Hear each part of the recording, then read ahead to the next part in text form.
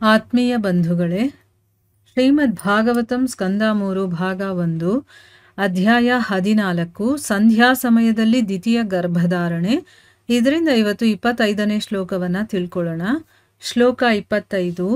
ಸ್ಮಶಾನ ಚಕ್ರ ನಿಲಧೂಲಿ ಧೂಮ್ರ ವಿಕಿರಣ ವಿದ್ಯೋತ ಜಟಾಕಲಾಪಃ ಭಸ್ಮಾವಗುಂಠ ಮಲರುಕ್ಮದೇಹೋ ದೇವಸ್ತ್ರಿಭಿ ಪಶ್ಯತಿ ದೇವರಸ್ತೆ.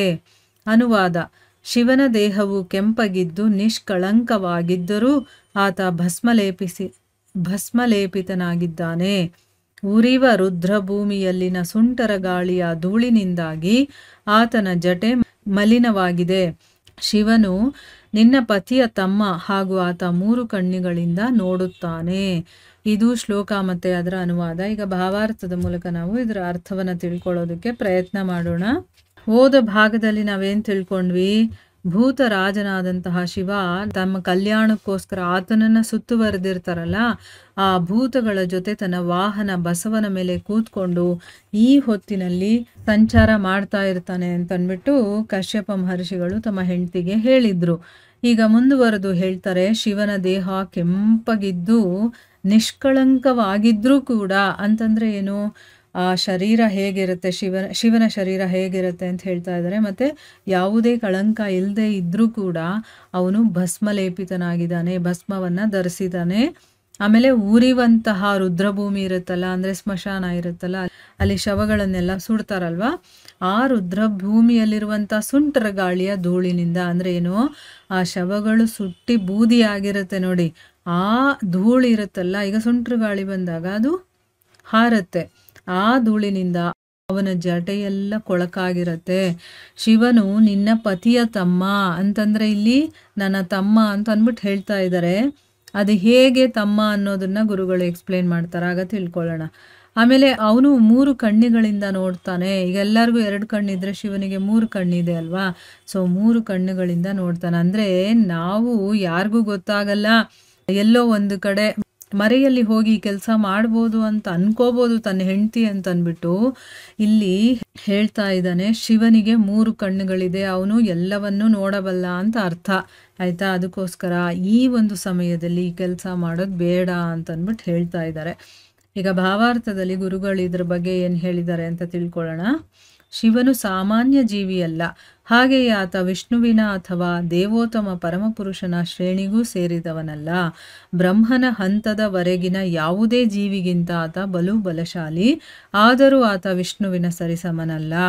ಬಹುಮಟ್ಟಿಗೆ ವಿಷ್ಣುವಿನಂತೆಯೇ ಇರುವುದರಿಂದ ಶಿವ ಭೂತ ಭವಿಷ್ಯತ್ ವರ್ತಮಾನಗಳನ್ನು ಕಾಣಬಲ್ಲ.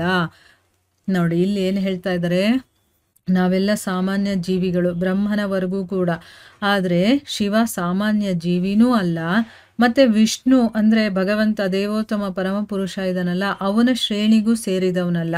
ಈ ಜೀವಿಗಳಿಗೂ ಭಗವಂತನಿಗೂ ಮಧ್ಯದಲ್ಲಿ ಇರುವಂಥವನು ಶಿವ. ಬ್ರಹ್ಮನ ಹಂತದವರೆಗೆ ಯಾವುದೇ ಜೀವಿ ಆಗಿರಬಹುದು, ಅವರು ಎಷ್ಟೇ ಬಲಶಾಲಿಗಳಾಗಿರ್ಬೋದು, ಅವರಿಗಿಂತ ಶಿವ ಬಲಶಾಲಿಯಾಗಿರ್ತಾನೆ. ಆದರೆ ಅವನು ವಿಷ್ಣುಗೆ ಸರಿಸಮಾನ ಅಲ್ಲ. ಅಂದರೆ ಬಹಳ ಮಟ್ಟಿಗೆ ವಿಷ್ಣುವಿನ ಹಾಗಿರೋದ್ರಿಂದ ಶಿವ ಭೂತ ಭವಿಷ್ಯತ್ ವರ್ತಮಾನ ಎಲ್ಲವನ್ನು ನೋಡಬಲ್ಲ ಅಂತ ಹೇಳ್ತಾ ಇದ್ದಾರೆ. ಅಂದರೆ ಅವನಿಗೆ ಮುಂದೆ ಹಿಂದೆ ಆಗೋದೆಲ್ಲ ಗೊತ್ತಾಗುತ್ತೆ ಅಂತ ಅಂದ್ಬಿಟ್ಟು. ಆತನ ಕಣ್ಣುಗಳಲ್ಲಿ ಒಂದು ಸೂರ್ಯನಂತಿದೆ, ಮತ್ತೊಂದು ಚಂದ್ರನಂತಿದೆ. ಆತನ ಭೂಮಧ್ಯೆ ಇರುವ 3ನೆಯ ಇನ್ನೊಂದು ಕಣ್ಣು ಬೆಂಕಿಯಂತಿದೆ. ಆತನು ತನ್ನ ಮಧ್ಯದ ಕಣ್ಣಿನಿಂದ ಬೆಂಕಿಯನ್ನು ಸೃಷ್ಟಿಸಿ ಬ್ರಹ್ಮನನ್ನೂ ಒಳಗೊಂಡಂತೆ ಎಂಥ ಬಲಶಾಲಿ ಜೀವಿಯನ್ನಾದರೂ ನಾಶ ಮಾಡಬಲ್ಲ. ಹೀಗಿದ್ದರೂ ಅಂತಹ ಶಕ್ತಿವಂತನಾದ ಆತನು ವೈಭವೋಪೇತವಾದ ಒಳ್ಳೆಯ ಮನೆಯಲ್ಲಿ ವಾಸಿಸುವುದಿಲ್ಲ. ಆತ ಈ ಭೌತಿಕ ಜಗತ್ತಿನ ಅಧಿಪತಿಯಾದರೂ ಯಾವ ರೀತಿಯ ಭೌತಿಕ ಆಸ್ತಿಯ ಒಡೆಯನೂ ಅಲ್ಲ. ಶವಗಳನ್ನು ಸುಡುವ ಸ್ಮಶಾನದಲ್ಲಿಯೇ ಆತ ಹೆಚ್ಚಾಗಿ ವಾಸಿಸುತ್ತಾನೆ. ಅಲ್ಲಿಯ ಸುಂಟರ ಗಾಳಿಯ ಧೂಳೆ ಆತನ ದೇಹದ ಉಡುಪು. ಆತ ಭೌತಿಕ ಕಲ್ಮಶಗಳಿಂದ ಮುಕ್ತನಾದಂಥವನು. ನೋಡಿ ಇಲ್ಲೇನು ಹೇಳ್ತಾ ಇದ್ದಾರೆ ಅಂತಂದರೆ, ಆ ಶಿವನ ಕಣ್ಣುಗಳಿದೆಯಲ್ಲ, ಒಂದು ಸೂರ್ಯ ಇನ್ನೊಂದು ಚಂದ್ರನ ಹಾಗಿದೆ, ಮತ್ತೆ ಮಧ್ಯದಲ್ಲಿ ಒಂದು ಕಣ್ಣು ಇರುತ್ತೆ ನೋಡಿ, ಆ ಕಣ್ಣು ಬೆಂಕಿಯ ಹಾಗಿದೆ. ಈಗ ಸೂರ್ಯ, ಚಂದ್ರ ಮತ್ತೆ ಬೆಂಕಿ 3 ಕಣ್ಣು ಅವನದು. ಅವನು ಮಧ್ಯದ ಕಣ್ಣಿನಿಂದ, ಅಂದರೆ ಆ ಬೆಂಕಿಯ ಕಣ್ಣಿದೆಯಲ್ಲ, ಆ ಮಧ್ಯದ ಕಣ್ಣಿನಿಂದ ಬೆಂಕಿಯನ್ನು ಸೃಷ್ಟಿ ಮಾಡಿ ಬ್ರಹ್ಮನನ್ನು ಸೇರಿಸ್ಕೊಂಡು ಯಾರು ಎಂಥ ಬಲಶಾಲಿಗಳು ಬಂದರೂ ಕೂಡ ಅವರನ್ನು ಅವನು ಸುಟ್ಟು ಬಿಡಬಹುದು ಅಥವಾ ನಾಶ ಮಾಡಬಹುದು. ಹೀಗಿದ್ರೂ ಕೂಡ ಅವನು ಅಂದರೆ ಅಷ್ಟು ಶಕ್ತಿಶಾಲಿ, ಅಷ್ಟು ಐಶ್ವರ್ಯವಂತ ಅವನು. ಆದರೂ ಕೂಡ ಅವನು ಒಂದು ಒಳ್ಳೆ ವೈಭವವಾಗಿರುವಂಥ ಒಂದು ಮನೆಯಲ್ಲಿ ಕೂಡ ಅವನು ವಾಸ ಮಾಡೋದಿಲ್ಲ. ಈಗ ಶಿವನ ವಾಸಸ್ಥಾನ ಯಾವುದು? ಕೈಲಾಸ. ಅವನು ಎಲ್ಲಿ ಜಾಸ್ತಿ ಇರ್ತಾನೆ? ಸ್ಮಶಾನದಲ್ಲಿ ಅಲ್ವಾ? ಎಲ್ಲರಿಗೂ ಗೊತ್ತಿರುವಂಥ ವಿಷಯ ಇದು. ಈ ಭೌತಿಕ ಜಗತ್ತಿಗೆ ಅಧಿಪತಿ ಯಾರು? ಶಿವನೇ ಅಲ್ವಾ? ಈ ಜಗತ್ತಿನ ತಂದೆ ತಾಯಿ ಅಂತ ಅನ್ನಿಸ್ಕೊಂಡವ್ರು ಯಾರು? ಪಾರ್ವತಿ ಮತ್ತು ಪರಮೇಶ್ವರನೇ ಅಲ್ವಾ? ಈ ಭೌತಿಕ ಜಗತ್ತಿನ ಅಧಿಪತಿ ಆಗಿದ್ರೂ ಕೂಡ ಅವನು ಯಾವ ರೀತಿಯ ಭೌತಿಕ ಆಸ್ತಿಯ ಒಡೆಯನೂ ಅಲ್ಲ. ಅವನ ಹತ್ರ ಏನಾದರೂ ಒಂದು ಆಸ್ತಿ ಪಾಸ್ತಿ ಇರೋದನ್ನ ನೋಡಿದ್ದೀರಾ ನೀವು? ಅವನು ಮೈ ಮೇಲೂ ಕೂಡ ಒಂದೇ ಒಂದು ಚಿನ್ನ ಇಲ್ಲ, ಆಮೇಲೆ ಇರೋದಕ್ಕೊಂದು ಬಂಗ್ಲೆ ಇಲ್ಲ, ಒಂದು ಮನೆ ಇಲ್ಲ, ಏನೂ ಇಲ್ಲ ಅವನ ಹತ್ರ. ಆದರೆ ಅವನು ವಾಸ ಮಾಡೋದು ಶವಗಳನ್ನು ಸುಡುವಂತಹ ಸ್ಮಶಾನ ಇರುತ್ತಲ್ಲ, ಅಲ್ಲೇ ಅವನು ಜಾಸ್ತಿ ಇರ್ತಾನೆ. ಅಲ್ಲಿನ ಸುಂಟ್ರ ಗಾಳಿಯ ಧೂಳು ಬರುತ್ತಲ್ಲ, ಅದೆಲ್ಲ ಅವನ ದೇಹದ ಉಡುಪುಗಳು. ಅವನ ಮೈ ಮೇಲೆಲ್ಲ ಬರೀ ಭಸ್ಮನೇ ಇರುತ್ತೆ. ಅವನು ಎಲ್ಲ ರೀತಿಯ ಭೌತಿಕ ಕಲ್ಮಶಗಳಿಂದ ಮುಕ್ತನಾಗಿರುವಂಥವನು. ಈಗ ಇದರಿಂದ ನಾವು ಅರ್ಥ ಮಾಡ್ಕೊಳ್ಳೋದು, ಹೊರಗಡೆಯಿಂದ ನಾವು ಹೇಗಿರ್ತೀವಿ ಅನ್ನೋದು ಇಂಪಾರ್ಟೆಂಟ್ ಅಲ್ಲ, ನಾವು ಒಳಗಡೆಯಿಂದ ನಾವು ಎಷ್ಟು ಕಲ್ಮಶದಿಂದ ಮುಕ್ತರಾಗಿರ್ತೀವಿ ಅದು ಇಂಪಾರ್ಟೆಂಟ್. ಅವನು ಹೊರಗಡೆ ಬೇಕಾದಷ್ಟು ಕಲ್ಮಶಗಳು, ನಮ್ಮ ಕಣ್ಣಿಗೆ ಕಲ್ಮಶ ಅಂತ ಅನ್ನಿಸ್ಬೋದು. ಏನಪ್ಪ ಆ ರೀತಿ ಧೂಳೆಲ್ಲ ತುಂಬಿಕೊಂಡಿರುತ್ತೆ, ಅವನ ಜಟೆಲೂ ಧೂಳಿರುತ್ತೆ, ಮೈ ಮೇಲೆಲ್ಲ ಭಸ್ಮ ಇರುತ್ತೆ, ಹಾಗೆ ಹೀಗೆ ಅಂತ ಮಾತಾಡ್ತೀವಿ. ಆದರೆ ಒಳಗಡೆಯಿಂದ ಅವನು ಒಂದೇ ಒಂದು ಚೂರು ಕಲ್ಮಶನೂ ಇಟ್ಕೊಳ್ದೆ ಮುಕ್ತನಾಗಿರುವಂಥವನು.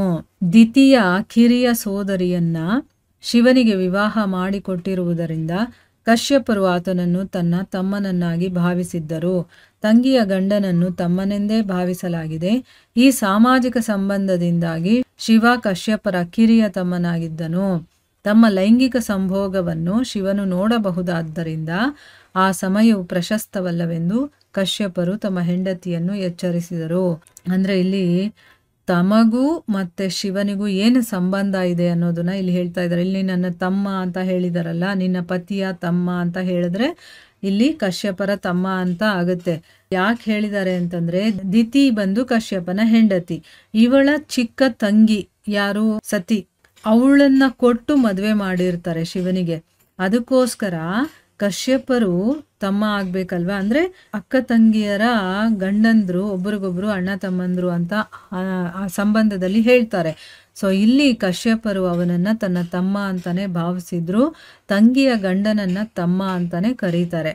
ಈ ರೀತಿ ಸಾಮಾಜಿಕ ಸಂಬಂಧದಿಂದ ನೋಡಿದಾಗ ಶಿವ ಕಶ್ಯಪರ ಕಿರಿಯ ತಮ್ಮನಾಗಿದ್ದ. ತಮ್ಮ ಒಂದು ಲೈಂಗಿಕ ಸಂಭೋಗವನ್ನ ಶಿವ ನೋಡಬಹುದು. ಯಾಕಂದ್ರೆ ಸೂರ್ಯ, ಚಂದ್ರ, ಆಮೇಲೆ ಮಧ್ಯದಲ್ಲಿ ಒಂದು ಕಣ್ಣಿದೆ, ಆಮೇಲೆ ಈಗ ಸಂಚಾರಕ್ಕೆ ಹೊರಟಿರುವಂಥ ಸಮಯ ಇದು. ಸೊ ಈ ಸಮಯದಲ್ಲಿ ಶಿವ ನೋಡಬಹುದು. ಅದಕ್ಕೋಸ್ಕರ ಈ ಒಂದು ಸಮಯ ಅದಕ್ಕೆ ಒಳ್ಳೆಯದಲ್ಲ ಅಂತ ಕಶ್ಯಪರು ತಮ್ಮ ಹೆಂಡತಿಯನ್ನ ಎಚ್ಚರಿಸ್ತಾರೆ.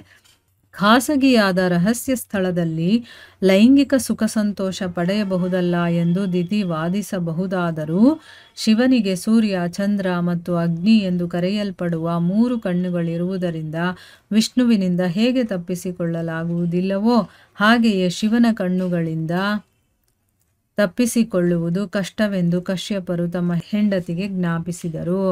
ಇಲ್ಲೇನು ಹೇಳ್ತಾರೆ, ಈಗ ಈ ಸಮಯದಲ್ಲಿ ನಾವು ಈ ರೀತಿ ಮಾಡೋದು ಬೇಡ, ಯಾಕಂದರೆ ಶಿವ ಸಂಚಾರ ಮಾಡುವಂಥ ಸಮಯ ಅಂತ ಹೇಳಿದಾಗ ಅವರು ಏನು ಯೋಚನೆ ಮಾಡಿದ್ದಾರೆ, ಈ ರೀತಿ ನಾನು ಹೇಳಿದಾಗ ದಿತಿ ಆಯಿತು ನಾವು ಎಲ್ಲಾದರೂ ಒಂದು ಕಡೆ ಏನೂ ಕಾಣಿಸ್ದೇ ಇರುವಂಥ ಒಂದು ಜಾಗದಲ್ಲಿ ಹೋಗಿ ಲೈಂಗಿಕ ಸಂತೋಷವನ್ನು ಪಡಿಬೋದಲ್ಲ ಅಂತ ದಿತಿ ವಾದ ಮಾಡಬಹುದು. ಆದರೂ ಕೂಡ ಹಾಗೆ ವಾದ ಮಾಡಿದ್ರು ಕೂಡ ಶಿವನಿಗೆ ಸೂರ್ಯ, ಚಂದ್ರ, ಅಗ್ನಿ ಅಂತ ಹೇಳಿಕೊಳ್ಳುವಂಥ 3 ಕಣ್ಣುಗಳಿರೋದ್ರಿಂದ ತಪ್ಪಿಸ್ಕೊಳ್ಳೋದು ಕಷ್ಟ. ಈಗ ಹೇಗೆ ವಿಷ್ಣುವಿನಿಂದ ಯಾರು ಏನು ಮಾಡೋದನ್ನ ತಪ್ಪಿಸ್ಕೊಳ್ಳೋದಕ್ಕೆ ಸಾಧ್ಯ ಇಲ್ವೋ, ಯಾಕೆಂದರೆ ಎಲ್ಲವೂ ಭಗವಂತನಿಗೆ ಗೊತ್ತಾಗುತ್ತಲ್ಲ, ಅದೇ ರೀತಿ ಶಿವನ ಕಣ್ಣುಗಳಿಂದ ತಪ್ಪಿಸ್ಕೊಳ್ಳೋದು ಕೂಡ ಕಷ್ಟ ಅಂತ ಅಂದ್ಬಿಟ್ಟು ಕಶ್ಯಪರು ಮೊದಲೇ ಅವಳು ವಾದ ಮಾಡೋದಕ್ಕೆ ಮೊದಲೇ ತಮ್ಮ ಹೆಂಡತಿಗೆ ಇದನ್ನು ಜ್ಞಾಪಿಸ್ಕೊಡ್ತಾರೆ. ಎಲ್ಲಿ ಮರ್ತೋಗಿರ್ಬೇಕು ಇವಳು ಅಂತಂದ್ಬಿಟ್ಟು. ಅಪರಾಧಿಯೊಬ್ಬ ಪೊಲೀಸರ ಕಣ್ಣಿಗೆ ಬಿದ್ದರೂ ಕೆಲವೊಮ್ಮೆ ಆತ ತಕ್ಷಣ ಶಿಕ್ಷಿಸಲ್ಪಡುವುದಿಲ್ಲ.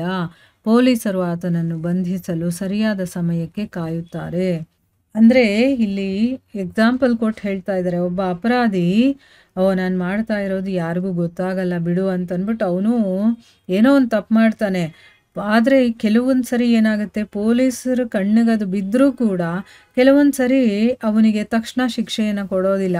ನೋಡ್ತಾರೆ, ಸ್ವಲ್ಪ ಸಮಯಕ್ಕೋಸ್ಕರ ಕಾಯ್ತಾರೆ ಅವರು. ಆ ಸಮಯ ಬಂದಾಗ ಅವನನ್ನು ಹಿಡ್ಕೊಂಡು ಅವನಿಗೆ ಶಿಕ್ಷೆಯನ್ನು ಕೊಡ್ತಾರೆ. ಸೊ ಅಲ್ಲಿ ಪೊಲೀಸರು ಆ ಕಳ್ಳನನ್ನು ಬಂಧಿಸೋದಕ್ಕೆ ಸರಿಯಾದ ಸಮಯಕ್ಕೆ ಕಾಯ್ತಾರೆ. ಸಂಭೋಗದ ನಿಷಿದ್ಧ ಸಮಯವನ್ನು ಶಿವ ಗಮನಿಸ್ತಾನೆ. ಆಗ ದಿತಿ ಭೂತ ಸ್ವಭಾವದ ಅಥವಾ ದೇವರಿಲ್ಲವೆನ್ನುವ ಮಾಯಾವಾದಿ ಸ್ವಭಾವದ ಮಗುವಿಗೆ ಜನ್ಮ ನೀಡುವುದರ ಮೂಲಕ ಶಿಕ್ಷೆ ಅನುಭವಿಸಬೇಕಾಗುತ್ತದೆ. ಕಶ್ಯಪರು ಇದನ್ನು ಮುಂದಾಗಿ ಕಂಡು ಪತಿಯಾದ ದಿತಿಗೆ ಎಚ್ಚರಿಕೆ ನೀಡಿದರು. ನೋಡಿ, ಇಂಥ ಸಮಯದಲ್ಲಿ ಸಂಭೋಗ ಮಾಡೋದು ಸರಿಯಲ್ಲ, ಇದು ನಿಷಿದ್ಧ ಸಮಯ.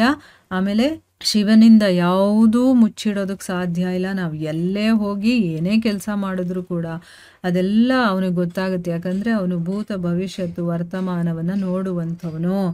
ಆಮೇಲೆ ಈ ರೀತಿ ಸಮಯವಲ್ಲದ ಸಮಯದಲ್ಲಿ ನಾವು ಈ ಕಾರ್ಯದಲ್ಲಿ ತೊಡಗಿದಾಗ ಏನಾಗುತ್ತೆ, ಭೂತ ಸ್ವಭಾವದ ಅಥವಾ ದೇವರೇ ಇಲ್ಲ ಅನ್ನುವಂಥ ಮಾಯಾವಾದಿಗಳಿರ್ತಾರಲ್ಲ, ಅಂಥ ಸ್ವಭಾವ ಇರುವಂಥ ಮಗುವಿಗೆ ನೀನು ಜನ್ಮ ಕೊಡಬೇಕಾಗುತ್ತೆ. ಆ ರೀತಿ ಜನ್ಮ ಕೊಡೋದ್ರಿಂದ ನೀನು ಶಿಕ್ಷೆಯನ್ನು ಅನುಭವಿಸ್ಬೇಕಾಗತ್ತೆ ಅಂತ ಹೇಳ್ತಾ ಇದ್ದಾರೆ. ಅಂದರೆ ನೀನು ಇಚ್ಛೆ ಪಡ್ತಾ ಇರೋದು ತಪ್ಪಲ್ಲ, ಆದರೆ ಅದಕ್ಕಿದು ಸಮಯ ಅಲ್ಲ ಅಂತಂದ್ಬಿಟ್ಟು. ಯಾಕಂದರೆ ಕಶ್ಯಪರು ಒಬ್ಬ ತಪಸ್ವಿಗಳು, ಮುನಿಗಳಾಗಿರೋದ್ರಿಂದ ಅವರು ಮುಂದೆ ಏನಾಗುತ್ತೆ ಅನ್ನೋದನ್ನು ನೋಡಬಲ್ಲವಂಥವ್ರು. ಅದಕ್ಕೆ ಮುಂದೆ ಏನಾಗುತ್ತೆ ಅನ್ನೋದನ್ನು ನೋಡಿ ಪತ್ನಿಯಾದಂತಹ ದಿತಿಗೆ ಎಚ್ಚರಿಕೆಯನ್ನು ಕೊಡ್ತಾ ಇದ್ದಾರೆ. ಈ ರೀತಿ ಈಗ ನೀನು ಮಾಡ್ತಾ ಇರೋದು ಸರಿಯಲ್ಲ ಅಂತಂದ್ಬಿಟ್ಟು ಮುಂದುವರೆದೇನಾಗುತ್ತೆ ಅಂತ ನಾವು ಮುಂದಿನ ಭಾಗದಲ್ಲಿ ತಿಳ್ಕೊಳ್ಳೋಣ. ಹರೇ ಕೃಷ್ಣ.